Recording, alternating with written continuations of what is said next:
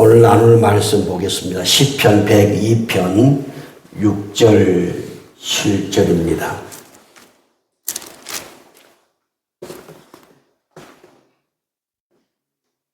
시편 구약성경 시편 102편 6절 7절 102편 6절 7절 합독해서 시작.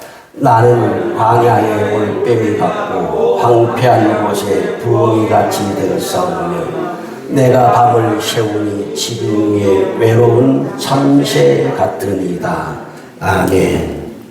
자, 말씀 제목 한번 띄워줄까요? 같이 읽을까요? 시작. 나는 외롭지 않습니다. 다시 한번 나는 외롭지 않습니다. 우리 옆 사람에게 말씀하세요. 당신은 혼자가 아닙니다. 당신은 혼자가 아닙니다.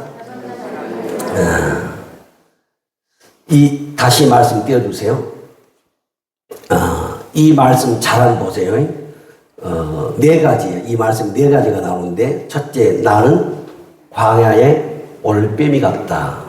나는 광야의 올빼미 같다. 두 번째 뭐예요? 나는 황폐한 곳에 부엉이 같다. 그 다음에 7절에 내가 밤을 새우니 나는 지붕에 외로운 참새 같다. 여기 보니까 광야, 그 다음에 황폐한 곳, 지붕 위, 이것은 뭐냐면 혼자 있는 것, 외로움을 상징해요. 외로움, 고독함, 외로움. 그래서 그 광야와 황폐한 곳 그리고 지붕 위에서 외롭게 긴 밤을 지새우는 그 올빼미 부엉이 참새에 묘사했지만 지금 시편 102편의 이 시인은 곧 자신이 광야의 올빼미 같고 황폐한 곳에 부엉이 같고 지붕에 외로운 참새같이 긴 밤을 외롭게 지낸다는 그런 표현을 하고 있는 거예요. 그 김덕림 권사님이 천국 가셨죠. 돌아가시고 천국 가셨는데, 자, 그런 이야기를 여러 번 했습니다만은 김덕림 권사님이 남편 이보성 집사님이 세상을 떠나고 이렇게 수요일 저녁에 예배드리러 교회에 나오시고 또 제가 모셔드리고 또 이렇게 대문이 잠겨있으면 제가 대문 열어서 집 안까지 모셔드리고 또 이제 비가 오는 날에도 그렇고, 근데 김덕림 권사님이 대문 열고 집에 들어가는 그 뒷모습 제가 이제 보고 있으면 제 마음도 편하지 않았어요. 어떻게 이 긴 밤을 홀로 외롭게 지낼까? 그것이 제 마음에 이제 느껴지니까, 뒤돌아서 가는 그 모습 보니까 너무 안타까운 거예요. 어떻게 외로운 밤을 혼자 보낼까? 여러분, 외로움을 느낀 적 있으세요? 외로움? 우리 교회 성도님들 보니까 홀로 사신 분이 대략 한 20명 됩니다.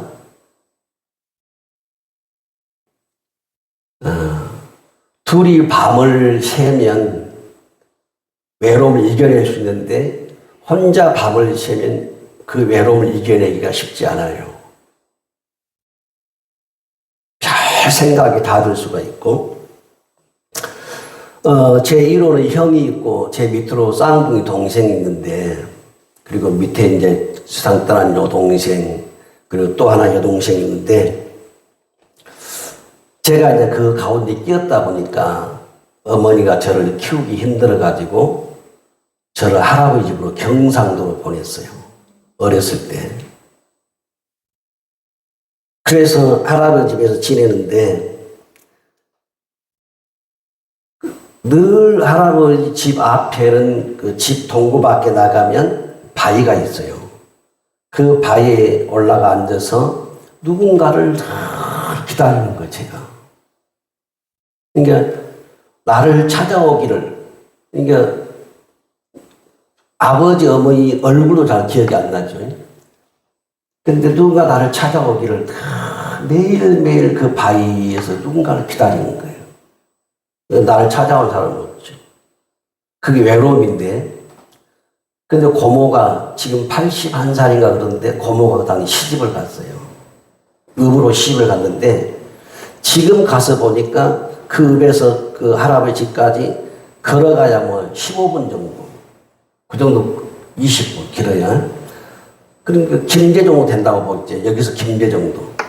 근데 그 당시는 왜 그렇게 거리가 멀게 느껴졌는데 어리다 보니까. 그런데 이제 고모랑 같이 있었는데 고모가 시집을 갔잖아요. 근데 제가 그 바위에서 고모를 기다리는 거예요.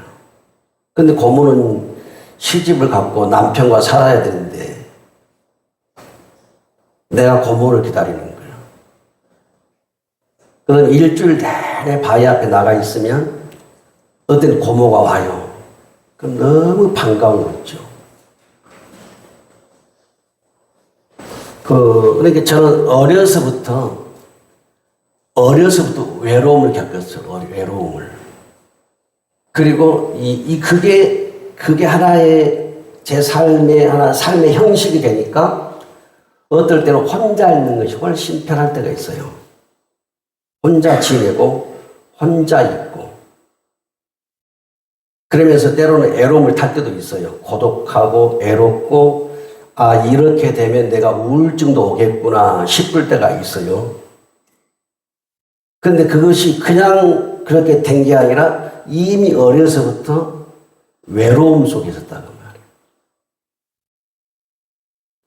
그러면 여러분, 이 외로움이 힘이 드는 이유가 있어요. 제가 쭉 검색을 해봤더니 왜 외로움이 힘이 드냐면 외로움은 다른 사람과 연결이 단절되어 있거나 소속감이나 안정감이 내가 뭔가 그 소속되어 있지 않다고 하는 거 그리고 내 삶이 안정적이지 않다고 하는 거 요것이 그러니까 사람과 사람 사이에 연결이 끊어져 있다고 생각되거나 내가 소속감이나 안정감이 부족할 때 오는데 그리고 고립감, 신체적 정신적으로 큰 이제 부담이 다가오는 거 이게. 그래서 외로움이 힘든 주요 원인을 봤더니 첫째 사회적 고립감이 있어. 사회적 고립감. 이게 뭐냐면 친구나 가족이나 동료와의 관계, 직장 있죠? 관계가 약해지거나 단절될 때 외로움이 심해진다는 거예요. 특히 이별, 사별, 이사, 유학. 그래 유학 가니까 아빠 혼자 여기 남아서 그러다가 고독사로 죽고 이혼을 하고 이런 일이 벌어지잖아요. 그 외로움을 이기지 못해가지고 자살을 하고. 그러니까 사회적 고립감이 그 외로움을 극대화시키는 거예요.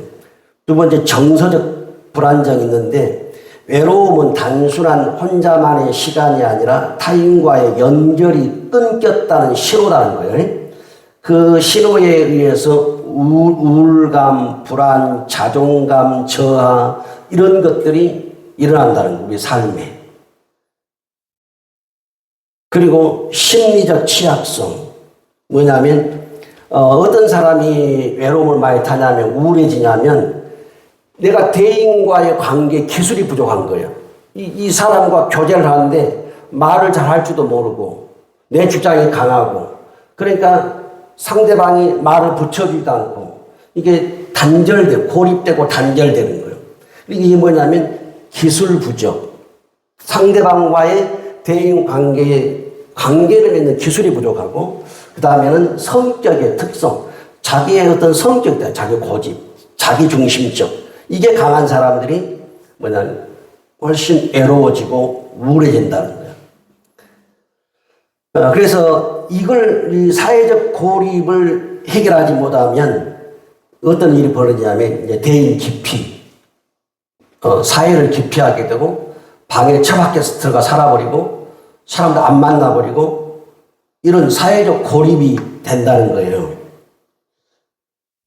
애로움을 가장 강하게, 그리고 애로움을 느끼는 사람은 애로움을 느끼지 않는 사람에 비해서 사망 확률이 15%나 높다는 것입니다. 그러니까 내가 100년을 살아야 되는데 15년 빨리 죽는 거예요. 애로움을 느끼는 사람들은. 그래서 애로움은 하나의 병이에요, 병. 또 보니까 애로움은 우리가 병원에 가는 진료가 있죠. 외로움은 일반적으로 우리가 몸이 안 좋아서 병원에 가서 치료받고 돈 내는 것보다 훨씬 비용 많이 들어간다는 거예요. 제가 이제 검색해 봤더니 요건 오래된 내용 같은데 외로움을 느끼는 사람이 그렇지 않는 사람에 비해서 연간 병원 비용이 170만 원 더 든다는 거예요. 그런데 실제적으로 170만 원 이건 아무것도 아니에요. 170만 원 아무것도 아니고 1,700만 원 더 들 수 있어요. 정신적 병이 와버리기 때문에. 우울증이 와버리지, 조울증이 와버리죠. 와버리니까 병원에 입원해야 되죠. 돈이 훨씬 많이 든다는 거예요. 외로움은 우울증, 불안, 스트레스, 정신건강 문제를 유발하고 악화시킬 수 있다. 외로움은 우울증과 그 다음에 심혈관 질환, 혈관 질환, 그리고 사망률의 위험 증가, 이게 다른 사람보다 더 빨리 죽는다는 거예요. 미국에서 이걸 연구를 했어요. 미국 연구팀들이 연구했는데, 외로움과 가장 밀접한 질병이 뭐냐면 스트레스 장애. 스트레스를 많이 받는다는 거예요. 외로운 사람들은. 그리고 우울증이 오고, 그 다음에 불안해지고, 조현병이 생기고, 이런 여러 가지 병이 생긴다는 거예요. 미국 툴레인 대학교가 있는데, 이 대학교 루치 교수라는 사람이 영국인 47만 명을 대상으로, 조사를 해봤어요. 그들의 행동과 유전, 병원에 입원하고 이런 여러 가지 데이터를 뽑아보니까 외로움을 가진 사람은 대략 30개의 질병을 가지고 있다는 거예요. 외로움을 가진 사람은 건강한 사람에 비해서 30개 정도의 더 많은 병을 몸에 가진다는 거예요. 그러니까 15% 더 빨리 죽는다는 말이 맞는 거예요. 그래서 이 외로움은 뭐냐면 사회에 단절되고 가족과 단절되고 이웃과 단절되고 이걸로 인해서 우울증이 오고 당뇨병이 오고 혈관에 질환이 생기고 그래서 건강에 심한 타격이 온다는 거예요. 외로움으로 인해서 하루에 몇 명 죽은지 아세요? 이건 통계가 오래된 거예요. 제가 검색해 보니까 외로움으로 인해서 매일 40명이 죽는다고 그래요. 외로움 때문에 매일 40명이 죽어요. 그러니까 자살로 죽는 거예요. 외로움 때문에. 그래서 이 외로움으로 죽은 숫자가 테러해가지고 죽은 숫자보다 많다는 거예요. 그리고 살인 숫자보다도 외로움 때문에 자살하는 숫자가 더 많다는 거예요. 외로움은 하루에 담배를 15개 피라는 거예요. 담배를 1개 피, 2개 피 그러죠. 그러니까 외로움은 하루에 15개 담배를 피는 것과 맞먹는다는 거예요. 그러니까 외로움은 뭐냐면 비만과 흡연보다 더 무서운 게 외로움이라는 거예요. 그래서 외로운 사람들은 뭘 많이 생각하냐면 죽음을 많이 생각해요. 죽음을. 이 땅에 소망이 없다. 나는 살아갈 가치가 없다. 그러니까 그냥 자살하는 거예요. 혼자 있어도, 혼자 살아도 외롭지만 부부간에 살아도 외로운 사람들이 많아요. 아마 우리 성도님들도 외로움들을 많이 느낄 거예요. 더구나 혼자 사신 분들 지금 한 20년 정도 되는데,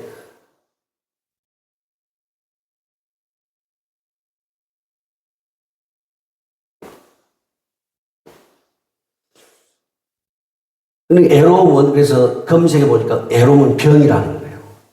말 그대로 외로움은 뭐냐면 병을 가져와요. 몸에 병을 가져옵니다. 그래서 이것을 이제 내가 이겨내지 못하면 잘못된 행동을 하는 거예요.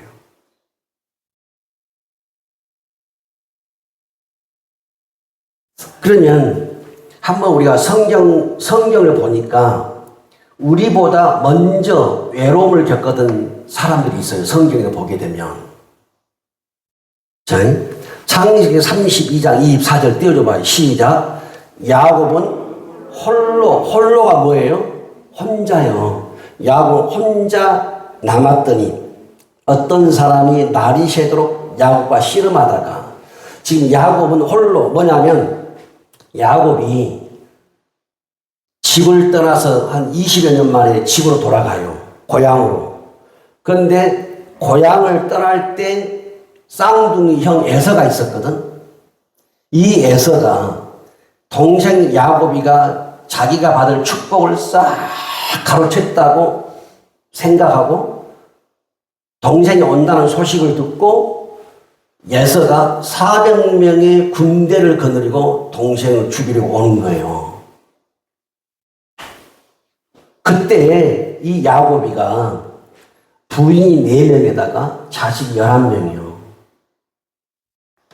총 나중 12명인데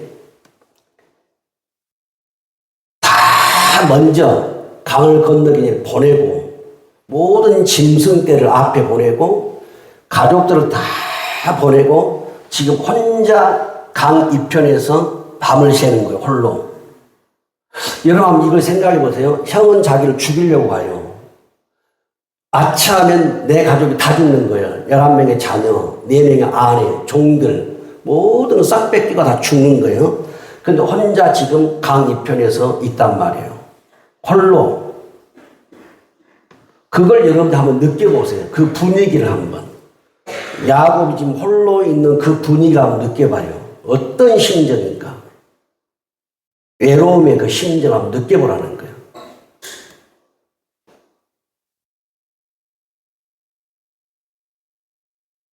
야곱은 그날 밤에 홀로 그 밥을 새는 거예요. 외롭죠. 고독하죠. 내일이 어떻게 될 줄 모르죠. 가족들이 다 몰살당할 수도 있고 자기도 죽을 수가 있고 그 밤을 홀로 지새는 거예요. 그 혼자 있음. 혼자 있다고 하는 거. 편하게 잠을 잤겠냐고요. 형이 지금 군대를 거느리고 오고 있는데 잠을 잘 수가 있겠어요? 음식을 먹을 수가 있겠어요? 편히 다리 뻗고 누울 수가 있겠어요? 그 밤을 어떻게 지셨는가? 여러분이 한번 여러분 마음을 한번 느껴보라 그 말이에요. 그 외로움을. 그 다음에 신명기 1장 12절 시작. 그런즉 나홀로 어찌 능히 너희의 괴로운 일과 너희의 힘겨운 일과 너희의 다투는 일을 담당할 수 있으랴. 자, 요건 누구냐면 모세입니다.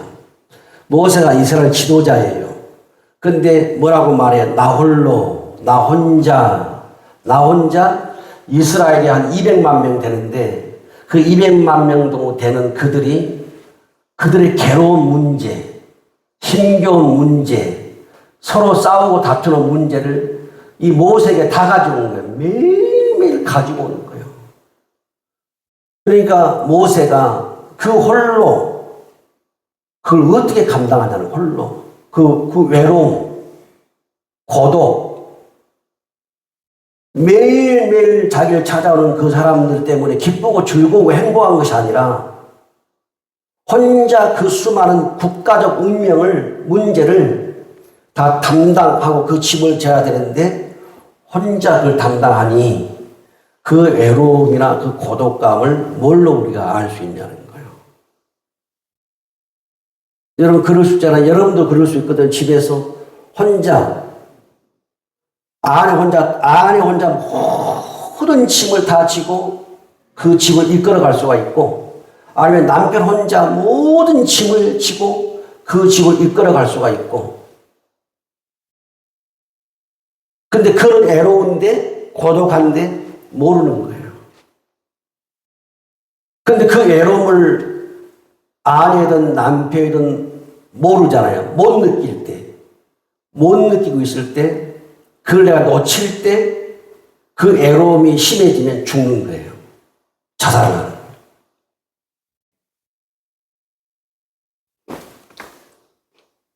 자, 열왕기상 18장 봅시다. 시작. 그가 여호와의 이름을 의지하여 그 돌로 제단을 쌓고 제단을 돌아가며 곡식 종자 22절 18장 22절.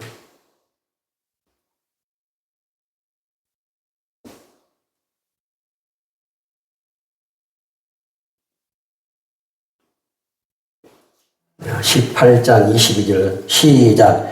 엘리야가 백성에게 이르되 여호와의 선지자는 나만 홀로 남았으나 바알의 선지자는 450명이로다. 지금 여러분 갈멜산에서 영적인 전쟁이 벌어집니다. 바알 선지자가 450명, 아세라 선지자 400명, 850대 1이 싸우는 거예요. 엘리야가 뭐라게요? 나만 홀로 남았다는 거예요. 다 떠나버리고. 이스라엘 백성들 가운데 엘리야 선자를 지지해주고 지원해주고 기도해주고 밀어주는 자가 아무도 없다는 거예요. 백성들도 그렇고 바알 선지자, 아세라 선자 850명이에요. 850명 대 1이 갈멜산에서 기도로 싸우는 거예요. 여러분 한번 생각해 보세요. 엘리야가 홀로 남았다는 거예요. 그 혼자 있을 때 고독감, 외로움, 슬픔,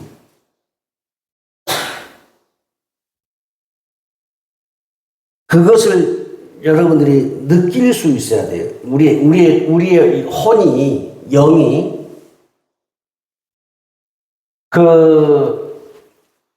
담비가 대학을 졸업할 때 그 작곡을 했는데 자기가 작곡한 것을 발표를 해요. 졸업식 때는. 그래서 졸업식 때 이제 가서 봤는데 담비가 작곡한 곡이 있어요. 그걸 가지고 이제 팀들이 나와서 그 곡을 연주를 하는데 그 노래가 뭔 노래인지 모르는데 그 노래 한 구절 그 음악 흐름, 리듬 계속 흐름이 제가 영으로 느껴지는 거예요. 느껴지면서 눈물이 나오기 시작하는데 이해가 슬펐구나. 이해가 애로웠구나. 이해가 고독했구나. 이게 그 음악 소리에 느껴지는 거예요, 저한테. 그래서 눈물이 계속 나오는 거예요. 이해를 애롭고 고독하고 슬펐는데 내가 그걸 몰랐다는 거예요, 아빠가.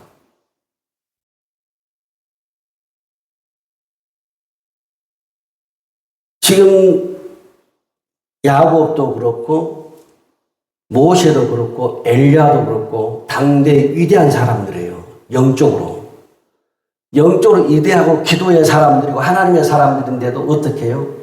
그 외로움 속에 고독 속에 있었어요. 그런데 이런 하나님의 사람들도 이런 홀로 긴 밤을 지새우면서 그 애로움과 고독 속에서 이걸 지내왔거든요. 그렇다면 오늘 우리 성도님들 가운데서도 홀로 사신 분들, 또 이렇게 부부가 같이 살고 있어도 또 자녀들이 찾아와도 그건 그때뿐이고 또 떠나면 외롭고 같이 지내도 같이 부부가 살긴 사는데 그냥 외로운 거예요. 여러분 외로움을 방치하게 되면 그것은 무슨 병이 됩니다. 아까도 얘기했지만 30개 이상의 질병이 몸에 생긴다는 거예요. 외로움은. 가장 무서운 게 뭐냐면 우울증이에요. 외로움은 우울증을 가지고 와요. 그래서 그 우울증은 극단적으로 행동하게 합니다. 그러면 우리가 애로움을 어떻게 극복할 것인가? 우리 옆 사람에게 말씀하세요. 이렇게 하면 당신은 혼자가 아닙니다. 옆 사람이 말씀해. 외로우십니까? 물어보세요. 당신은 혼자가 아닙니다. 근데 혼자 같이 말아요. 여러분 혼자가 아니라는 거예요. 혼자가 아니라는 거예요. 여러분 제가 그 2006년도 그때 후반기 때부터 기도해가지고 2013년 12월까지 7년 반을 제가 기도하는데 누구 찾아온 사람 없죠. 어디 갈 데도 없죠. 누가 밥 먹자는 사람도 없죠. 차 마시자는 사람도 없죠. 그냥 여기 강단에 싸우는 거예요. 진짜 고독하고 외롭고 진짜 우울증이 안 것더라. 기도를 하긴 해도.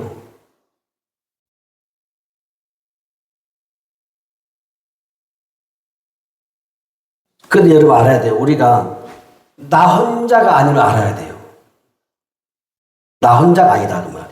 자, 어떻게 우리가 애로움을 극복할 것인가? 시편 14절 떼줘봐요. 시작. 주께서는 보셨나이다. 주는 재앙과 원한을 감찰하시고 주의 손으로 갚으려 하시오니 외로운 자가 뭐 한다고요? 주를 의지하나이다. 주는 벌써부터 고아를 도우시는 이시다. 고아가 뭐예요? 혼자 사는 사람이에요. 고아가. 그래서 성경에 보니까 하나님은 고아와 과부의 재판장이라. 고아, 과부, 나그네. 그러니까 이 고아, 과부, 나그네는 외로운 사람들이에요. 고독한 사람. 그런데 성경 보니까 하나님은 고아, 과부, 나그네 재판장이요. 고아, 과부, 나그네 아버지라는 거예요. 하나님은 고아, 과부, 나그네에게 굉장히 성경은 관심을 많이 가지고 있습니다. 보니까 지금 이게 시편 그 14절에 보니까 외로운 자가 뭐라고 했어요? 누구를 의지한다고요? 주님을 의지한다는 거예요. 여러분, 외로움이 나한테는 때로는 슬픔이 될 수가 있고 정말 그 눈물 나게 하는 상황일 수 있지만 외로운 것이 또 한편 우리가 더 긍정적으로 영적으로 본다면 주님을 더 깊이 의지할 수 있는 기회가 돼요. 여러분, 자, 여러분들 부부간에 살 때는 내가 기도 시간을 나가고 싶으면 못 나갈 수가 있어요. 내가 다 교회에서 헌신하고 싶고, 그래도 부부간에 이게 서로가 소통이 돼야 하잖아요. 그 남편이 반대에 못 가거든. 그런데 나 혼자 있을 때는 외롭긴 하지만 더 성전에 가서 더 기도하고, 더 엎드리고, 더 혼자 찬양하고, 할 수 영적으로 성숙해질 수 있는 기회가 또 애로움이에요. 이 애로운 자가 주님을 의지합니다. 주는 벌써부터 고아를 도우시는 이십니다. 그래서 뭐냐면 여러분 외로우신 분들은요 이걸 알아야 돼요. 절대 나 혼자가 아니라는 거예요. 누가 함께해요? 주님이 나와 함께해요. 주님을 의지하라는 거예요. 그 다음에 자 디모데전서 5장 5절 시작. 참 과부로서 외로운 자는 하나님께 소망을 두어 주야로 항상 기도와 간구와 기도를 하거니와. 자, 참 과부는 뭐예요? 혼자 사는 외로운 사람이에요. 이 과부로서 외로운 사람은 그러니까 디모데전서 저 시대는 교회 안에 참 진짜 과부가 있었고 좀 가짜 과부가 있었어요. 가짜 과부는 이 남자도 만나고 저 남자도 만나는 사람들. 진짜 과부는 오직 과부의 일생을 하나님께 바쳐버린 사람들이에요. 네? 그리고 과부의 연령대 기준이 있어 성경에. 그런데 참 진짜 과부로서는 누구 만난 사람도 없잖아요. 그러니까 얼마나 외롭겠냐고. 그 외로운 자는 뭐 하라는 거예요? 누구한테 소망을 두라고요? 하나님께 소망을 두고 그 다음에 뭐예요? 주야로 항상 뭐 하라고? 간구와 기도를 하거니와. 제가 아는 목사님이 그 여자 목사님인데 그 지난주에 좀 잠깐 대화를 하게 됐는데 이 목사님의 어머니는 권사님이고 아버지는 장로님이에요. 그 교회 자기 모교회 장로님이신데 그 어머니 이야기 하는 거예요. 어머니 이야기를. 어머니가 지금 85세예요. 지금 살아계시고, 아버지 장로님 돌아가셨고, 어머니는 85세인데, 이 목사님 그런 고백을 저한테 하는 거예요. 저희 어머니는 하루도 아니고, 한 달도 아니고, 1년도 아니고, 수십 년 동안 하루에 7시간씩 기도한다는 거예요. 수십 년을 하루에 7시간씩 성전에서 기도를 하고, 자녀들을 위해서 기도를 하고, 그리고 교회 120주년 때 그 교회에서 이제 시상을 하기 위해서 성경 일독을 쓰는 사람, 성경 필사하는 사람 한 번, 그것도 1년에 한 번 쓰는 거예요. 근데 이 권사님이 85세 나이인데 1년에 한 번 성경을 필사하는 거예요. 1년에 필사하기 쉬운 일이 아니에요. 저는 놀라운 것이 수십 년을 하루에 7시간씩을 기도한다는 거예요. 그래서 이 목사님 뭐라고 간증하냐면, 목사님, 제가 목회를 지금 잘할 수 있는 것, 우리 형제들이 행복하게 사는 것, 우리 집안에 신학자들이 나오고 우리 집안에 목사들이 배출되고 선교사가 배출된 것은 어머니의 기도입니다. 그런 거예요. 그 고백을 하는 거예요. 제가 진짜 또 전화해 물어본 거예요. 진짜 하루 7시간 기도하냐는 게 한다는 거예요. 매일매일 7시간씩. 그런데 그 목사님 알았어요. 왜 우리 자녀들이 행복하게 사는지, 편안하게 사는지. 그게 바로 엄마의 기도라는 거예요. 엄마의 기도. 반드시 기도는 열매가 나옵니다, 여러분. 반드시 기도는 열매가 나와요. 여러분들이 누군가를 위해서 계속 엎드려 있으면 그 기도는 열매가 나오게 돼 있어요. 보니까 지금 누가복음 2장 36절 가봐요. 자, 시작. 또 아셀 지파 바누엘의 딸 안나라고 하는 선자가 있었는데 나이가 매우 많았더라. 그가 결혼한 후에 7년 동안 남편과 함께 살다가 그 다음에 과부가 되고 7년 동안만 남편과 살았어요. 그리고 7년 살고 남편이 죽어버린 거예요. 그리고 과부가 된 지 몇 살이에요? 몇 살? 84세. 84세 한번 흔들어 보세요. 84세. 7년간 남편과 살고 84세 과부가 됐어요. 과부로 살아온 거예요. 평생 어떻게 보면. 근데 그 다음에 시작. 이 사람은 성전을 떠나지 아니하고 뭐라고요? 주야로 금식하며 기도함으로 섬기더니. 그 다음 절. 마침 이때에 나와서 하나님께 감사하고 예루살렘의 속량을 바라는 모든 사람에게 그에 대하여 말하니라. 주야로 성전에. 조금 전에 디모데전서 5장 5절에 참 과부는 외로운 자는, 참 과부로서 애로운 자는 하나님께 소망을 두라. 소망을 두고 주야로 항상 간구와 기도로. 여러분, 그리고 홀로 있는 것이 나쁜 건 아니에요. 외로운 것은 외롭지만 남편이 먼저 떠나고 아내가 먼저 떠나고 우리 임서영 집사님이나 서정률 집사님이 아내가 먼저 떠났잖아요. 그럴 수 있죠. 혼자 된 게 외롭고 고독할 수 있지만 이 외로움과 고독을 어떻게 보느냐가 운명이 달라져요. 무슨 운명? 첫째는 자신의 영성, 자신의 영혼의 문제가 달라지고 두 번째는 자기의 자녀들이나 가족들의 문제가 달라질 수 있다는 거예요.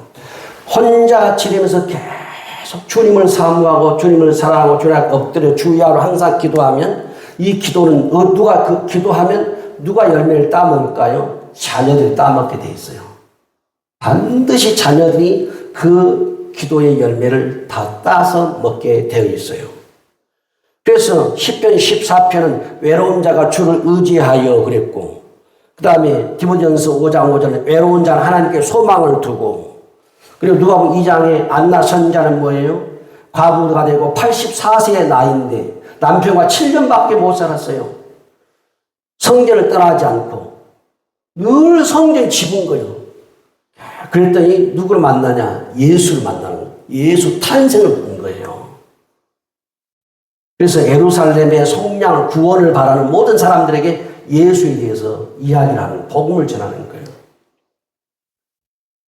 이렇게 보니까 성경에도 이렇게 엘리야나 모세나 야곱이나 그 외에도 수많은 사람들이 외로움 속에 살았어요.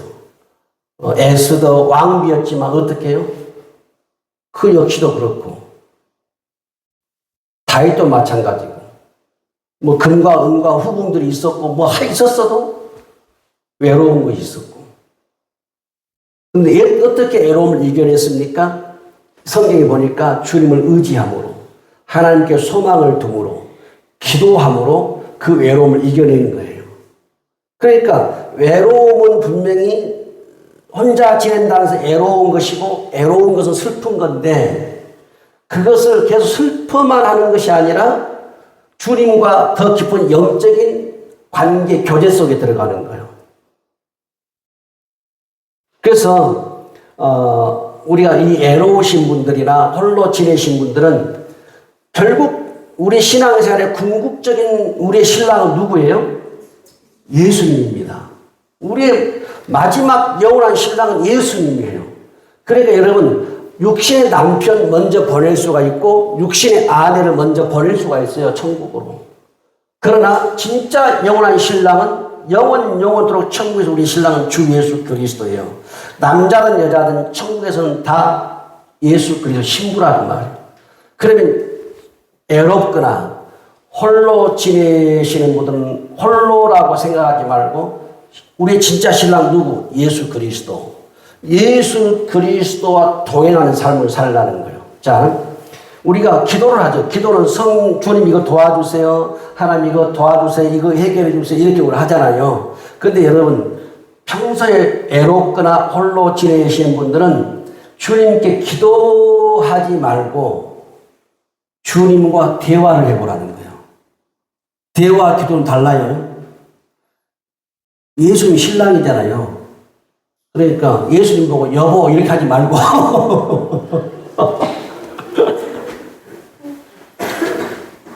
여보 한다고 해서 제될 거 없어요. 어차피 신랑은 신랑이니까 여보 나 힘들어. 여보 나 죽겠어. 여보 이럴 때 어떻게 하면 좋겠어. 예수님께 한번 해봐요. 여보 그럼 해봐. 제 말은 뭐냐면 애로움을 이기려면 대화를 해야 돼요. 누굴 만나야 돼요. 그러니까 우리 윤승길 권사님이 강집사님 돌아가시고 아주 그냥 곧 돌아가실 것처럼 막 그러는 거예요. 막 아주 밥도 못 먹지, 잠도 못 자지 막. 그래서 그런 밤마다 좀 저를 부르세요. 시아 같이 밥 먹으러 갈 테니까. 그래 몇 번 불러가지고 같이 밥 먹으러 갔잖아요. 지금은 권사 지금 쌩쌩 살아있어. 이제 처음에는 못 이기는 거예요. 그것을 못 이기는 거예요. 이겨낼 수가 없는 거. 그 혼자 있는 거 대해서. 그래서 여러분 외로우신 분은 자꾸 만나야 돼요. 왜냐하면 단절돼 버리잖아요. 단절이 되면 더 고독해져 버리고 그때 우울증이 아픈단 말이에요. 이 우울증은 이건 심각하단 말이에요. 그러니까 어떻게 하냐면 자꾸 친구를 만나고 아니면 친구와 또 카페 가기도 하고 대화하기도 하고 교회에서 기도하기도 하고 집에서 남편 대신 주님과 대화하고 이게 돼야 돼요. 우울증 말이 없거든요. 그러니까 내 셰퍼가 죽는 거예요. 내 기능이 마비가 되는 거예요. 안 돼요. 계속 누가를 만나고 밥맛이 없어도 같이 식사하러 갈 수 있는 차 사람과 함께 식사하도록 하고 때로는 차도 마시고 자꾸 이렇게 해서 요 분위기를 그 동산교회 문성신고가 지금 은퇴하셨잖아요. 그 사모님 우울증이 와버렸잖아요. 우울증이 와버리니까 목사님 어떻게 했냐. 주일날 이렇게 예배 끝나잖아요. 예배 끝나면 차를 타고 사모님 데리고 밖으로 나가요. 무조건 밖으로 나가는 거예요. 밖으로 나서 막 하여튼 바람이 돌아다니는 거예요. 그래서 우울증이 치료가 된 거예요. 왜냐하면 그 우울하고 외로운데 딱 방구석 처박혀 있어 보잖아요. 진짜 죽는 거예요.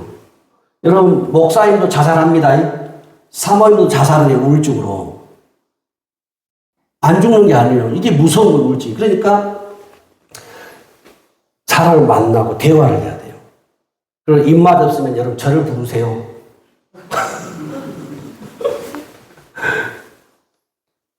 아니면 친구를 찾아서 이렇게 하세요.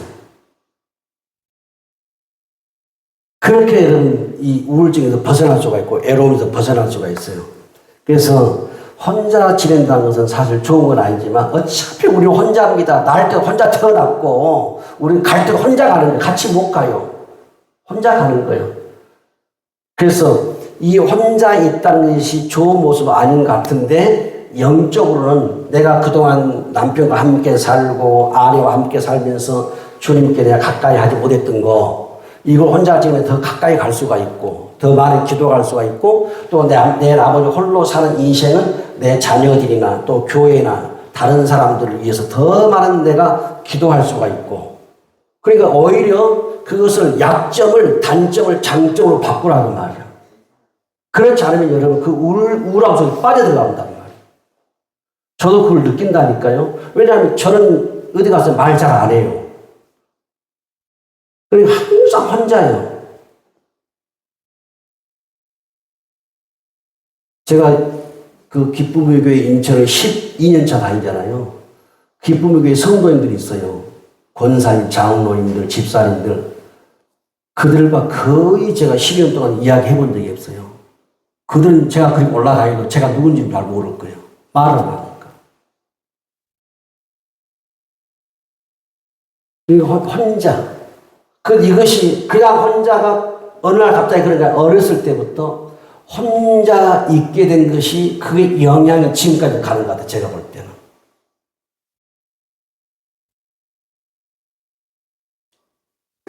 그래서 여러분 기억하십시오. 여러분 혼자가 아니라고. 다시 여러분 옆 사람에게 말씀한 당신은 혼자가 아닙니다. 주님이 당신과 함께 계십니다.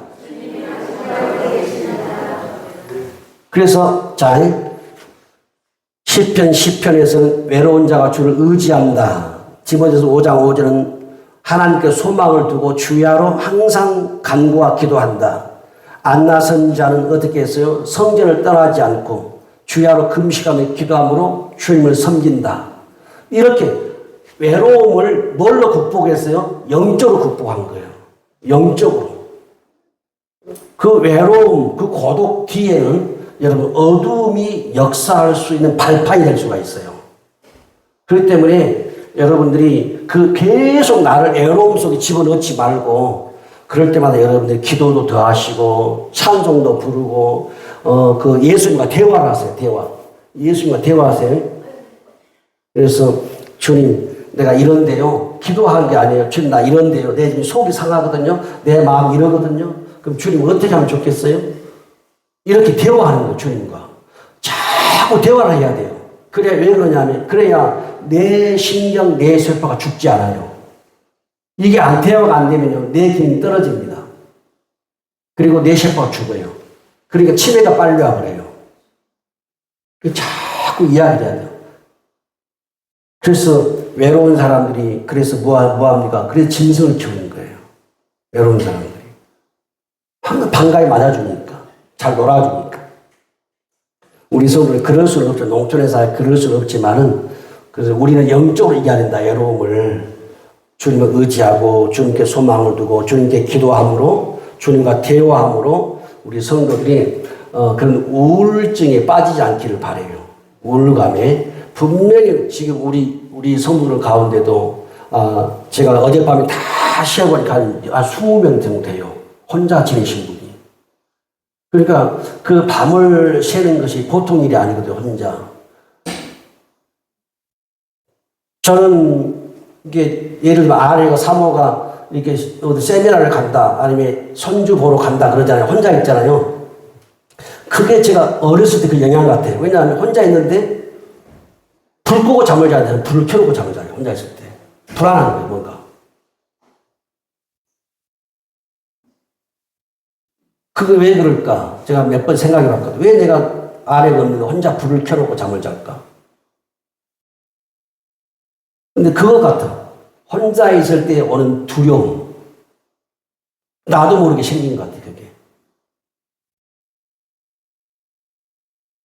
제일 편할 때 언제냐? 우리 아내 보듬고 자는 거.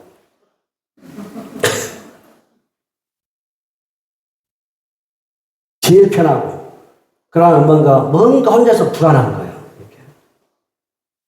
그만큼 뭐냐면 그 어렸을 때 그 혼자 있던 여기에 지금까지 내 마음을 지배한다는 거예요. 그러니까 저도 쉽게 말하면 치료가 안 됐다는 거죠.